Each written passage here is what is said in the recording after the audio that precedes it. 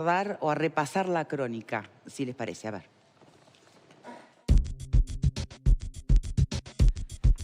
Una joven uruguaya de 24 años alquiló una parcela en un camping de Balizas para quedarse 6 días junto a su pareja, una mujer argentina. La madrugada del 1 de enero, la mayoría de las personas que estaban en el camping se fueron al centro de Balizas para recibir el año. La chica se quedó junto a otros 3 uruguayos, todos de Canelones, que ocupaban la parcela que estaba junto a la suya. La joven conocía al menos a uno de los hombres porque era amigo de su hermana. Según el relato que realizó la mujer al dueño del camping en la mañana del 1 de enero, en un momento los 3 ingresaron a su carpa y abusaron de ella. Luego los hombres la dejaron allí y se fueron al centro a celebrar la llegada del Año Nuevo. La joven no quiso radicar la denuncia al otro día, pero el dueño del camping fue hasta la prefectura y la realizó.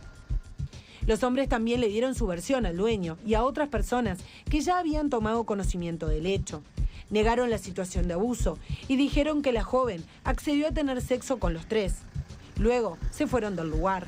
La joven también se retiró con su pareja y no se volvió a saber nada de ella hasta este jueves, cuando se comunicó con prefectura e informó que se encontraba en Punta del Diablo y que estaba dispuesta a radicar la denuncia. Este viernes la joven declaró ante la fiscal del caso, Valentina Sánchez, quien ordenó que se le realicen múltiples pericias. Los 3 acusados están plenamente identificados. Y porque vamos a estar hablando mucho más allá de este caso concreto, pero de las políticas actuales y de la situación actual en nuestro país en lo que tiene que ver con violencia de género, invitamos hoy a que nos acompañe en el programa Andrea Tuana, que es trabajadora social y es directora de la ONG El Paso. Gracias por acompañarnos, Andrea. Gracias a ustedes. ¿Qué dimensión tiene un caso como el que estábamos haciendo referencia en esta última crónica? Bueno, es una situación gravísima. Que ocurre además en un camping, hablando de temporada turística, sí. Me parece que requiere también algún pronunciamiento respecto de este tema. Es una situación gravísima y sobre todo por todo lo que se da alrededor de la situación, ¿no?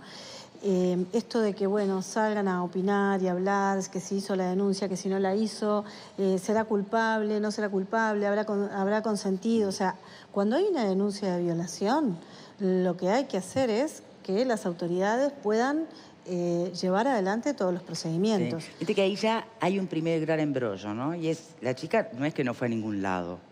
Ella fue a un lugar. No era el lugar donde había que hacer la denuncia, pero todo ese camino, se supone... Ahí, Bautista, vos me podrás aclarar un poco la situación, pero no está tan fácil como para que la persona vaya a un lugar y ahí todo sea un andamiaje que rueda solo, ¿no? Exacto. La jurisdicción, como se suele decir, en las zonas costeras la tiene prefectura, que no suele tener mucho personal, y en la zona de Rocha es una excepción. Por lo tanto, ellos, con sus limitadas herramientas, a veces toman la denuncia, a veces no, depende del operador, y la comunican. Yo tengo varios casos durante el año de otros hechos que acontecieron en esa localidad, a la seccional que tienen de referencia, que creo que está en Castillo, la seccional cuarta de Castillo.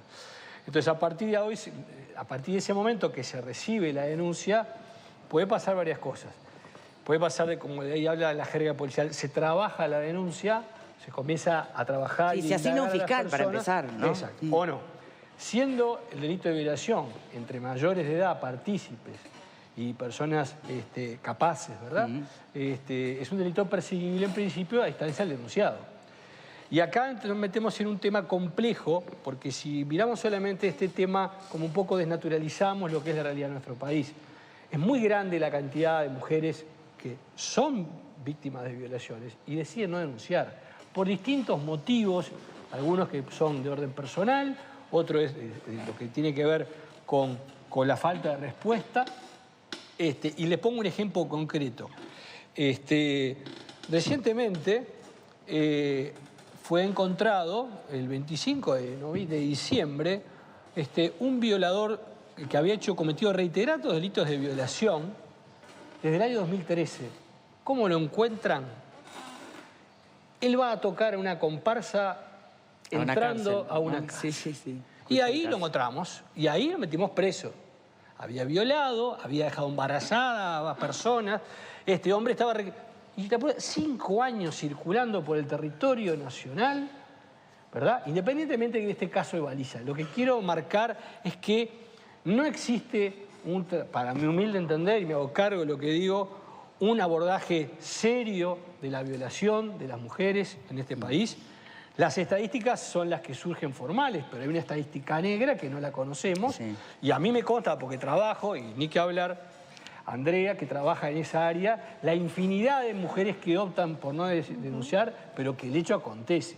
Entonces, veamos el tema global. En este tema particular, sí, se requería la denuncia de la víctima por ser mayor de edad, se comenzó la indagatoria y como suele pasar, y este año tengo varios casos de este tipo, en donde las versiones de las partes se contradicen. Y ahí habrá que estar a la prueba pericial o a la prueba testimonial. No es fácil. No es fácil. Una consulta. ¿Puede ser que el verano le imprima una dificultad mayor a estos casos donde hay una supuesta violación, donde tiene que haber, tiene que salir una mujer a defender y a explicar, ¿no? Y lo más rápido es ponerse del otro lado y decir, bueno, ahí vamos a ver, porque era verano, ando a ver cómo estaba vestida. Digo, ¿el verano no le agrega un componente más dificultoso todavía?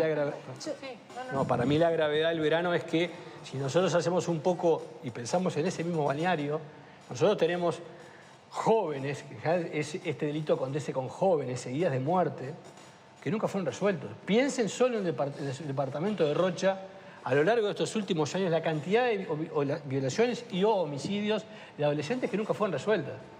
Por lo tanto, esto no solo pasa en nuestras capitales turísticas, sino pasa en otras, ¿verdad? Es un tema muy complicado. Bien, sí. No, y después también el tratamiento mediático de las cuestiones, ¿no? Recién escuchábamos la noticia donde decía, unos vecinos dijeron que ella accedió.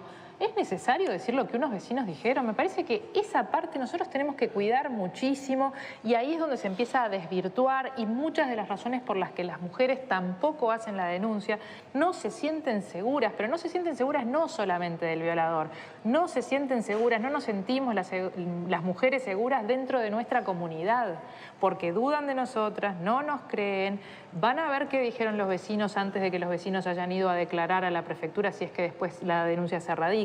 Hay un montón de cuestiones que en el tratamiento público de la noticia, en las conversaciones entre las personas que nada tienen que ver con eso, hacen que las mujeres quedemos en un lugar de la duda. Siempre van a dudar más de nosotras, las mujeres y las víctimas, que de los posibles violadores. ¿Qué opinan de este lado?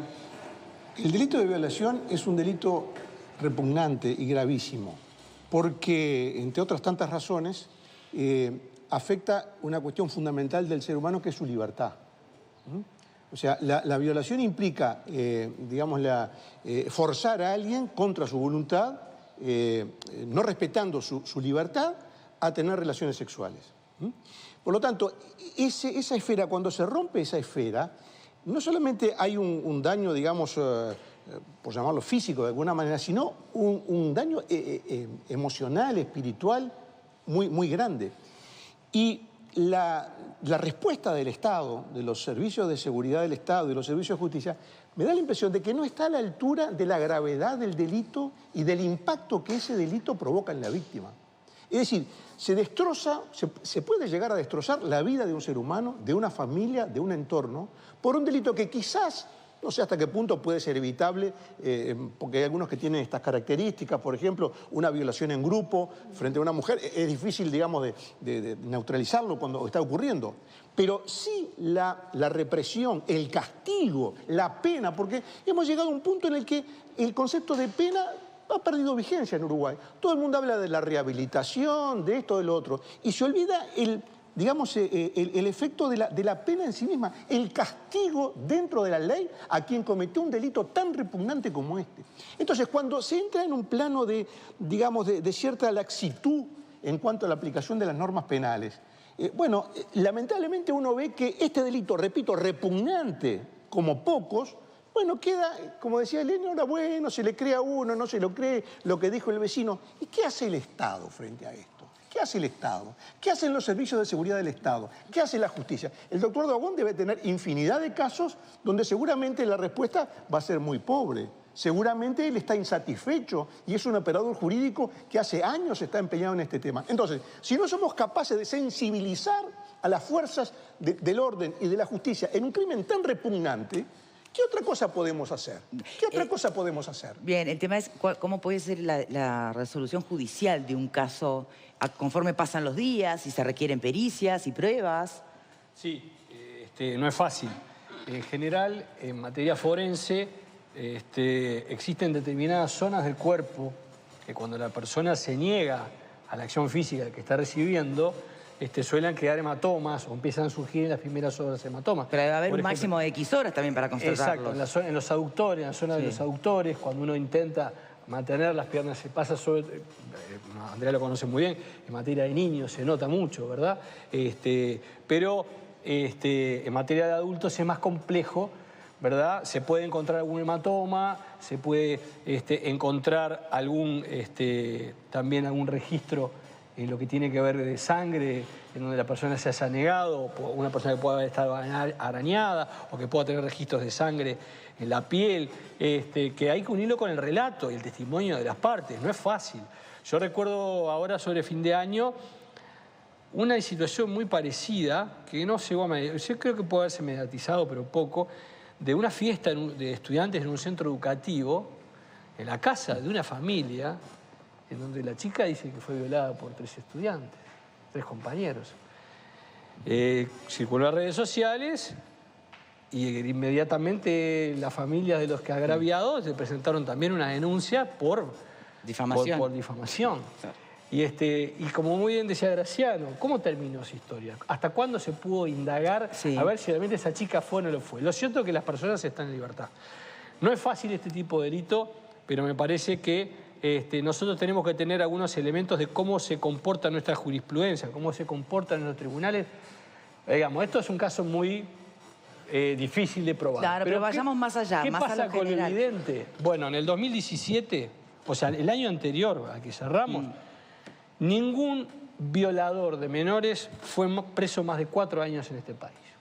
O sea, yo violo un menor, perdón, lo violo...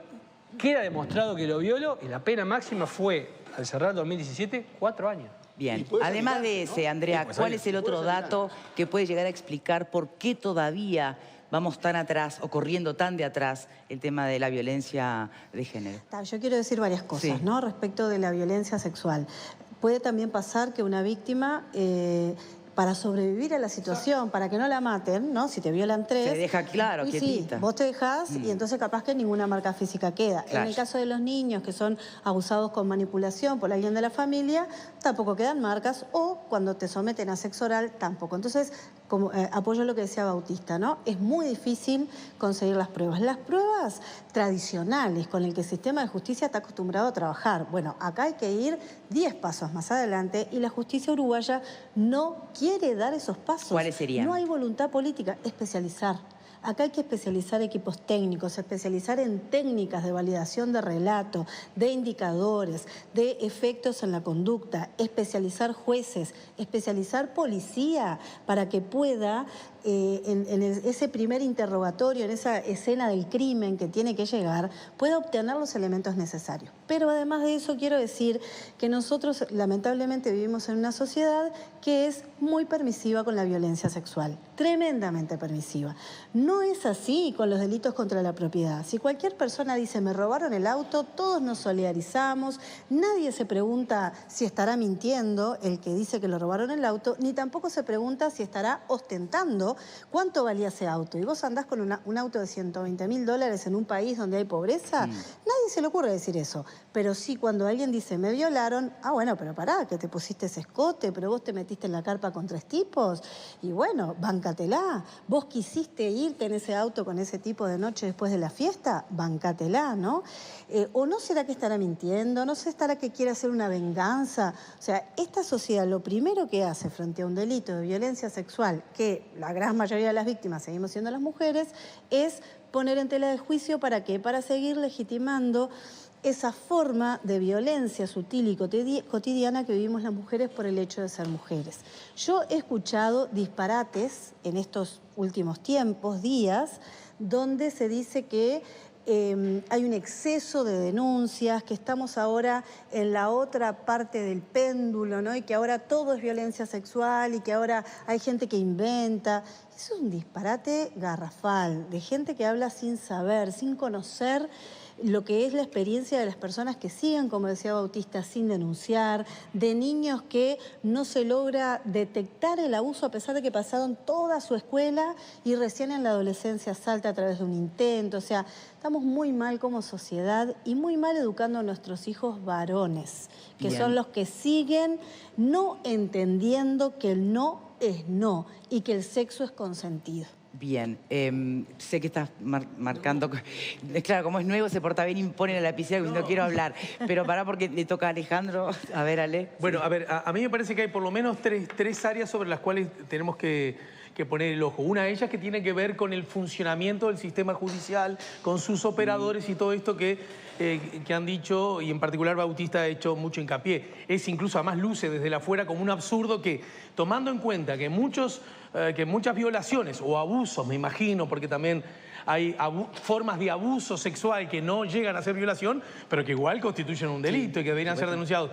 Si muchos de esos delitos, si muchos de esos crímenes no son denunciados, resulta que la vez que la mujer se anima, se la hacemos difícil. Bueno, estamos mandando un mensaje ya no implícito, explícito, inadmisible. Pero hay otro asunto que tiene que ver con el comportamiento de cómo la sociedad recibe, y creo que el ejemplo de Andrea acerca de que cuando a alguien le roban un auto no se nos ocurre decir, bueno, ¿qué querés? Andas con una bemba, ¿no? Ah, ¿qué querés? También vos ¿no? ¿Verdad? Nos parece que está mal y nunca, además ni se nos ocurre decir, está mintiendo, porque en realidad es que está tratando de ocultar algo para que su mujer no se entere, no sé qué. Lo pasamos por las redes, nos solidarizamos, repetimos el tuit una y mil veces. Pero está el otro asunto, que tiene que ver con los perpetradores, ¿verdad? Los que provocan. Y ya incluso saliéndome de lo que podría significar un abusador, violador, con un nivel de patología suprema, que supongo que debe haber gamas, hay otra cosa que tiene que ver con de qué manera educamos nosotros a los varones a relacionarse con las mujeres, ¿verdad? Bien. ¿Terminé? Tengo que hacer la pausa. Prometo volver enseguida para que termines la idea y para darle la palabra. La idea, ya venimos.